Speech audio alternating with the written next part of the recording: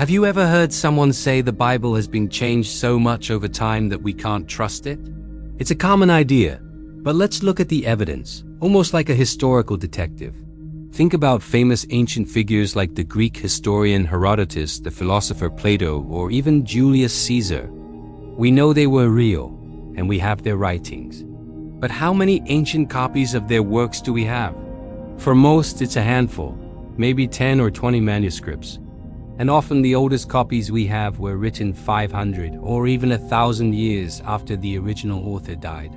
Yet, no serious historian doubts that Plato taught in Athens or that Caesar crossed the Rubicon. We accept these as historical facts based on relatively slim manuscript evidence. Now, let's turn the same critical eye to the New Testament. How does it stack up? The difference is staggering. We don't have 10 or 20 manuscripts. We have over 24,000 ancient manuscript copies of the New Testament in various languages. That's not a typo. 24,000. And it gets better. Some of these copies were written within just a few decades of the original events. This is like finding a handwritten copy of a speech from someone who was actually there to hear it, instead of a copy made centuries later. The timeline between the events and our earliest copies is incredibly short, which is the gold standard for historians. Plus, these manuscripts weren't all found in one dusty library. They were discovered across different continents in Egypt, Palestine, Syria, Turkey, Italy. This wide distribution means it would have been practically impossible for one person or a group to gather them all up and change the story.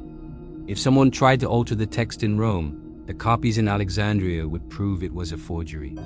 This geographical spread is a built-in fact-checker.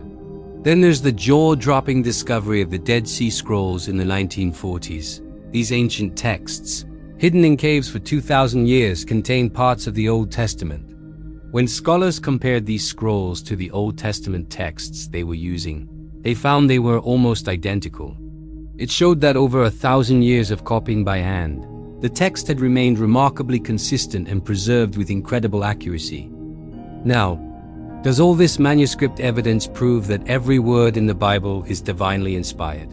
That's a question of faith, not just history. But what it does prove, from a purely historical and academic standpoint, is that the Bible we read today is a remarkably well-preserved document. The idea that it was constantly and carelessly rewritten over the centuries just doesn't hold up to the evidence. The textual consistency is better than for any other book from the ancient world. It's not a perfect magical transmission, but it is an exceptionally reliable one. So next time you hear that the Bible has been changed beyond recognition, you can say, well, actually, the evidence tells a very different story. Thanks for watching. If you found this interesting, hit that like button and subscribe for more inquiries into history and evidence. This is the Watchman Record. Thank you for watching. Leave any comments below and don't forget to like, subscribe, and share.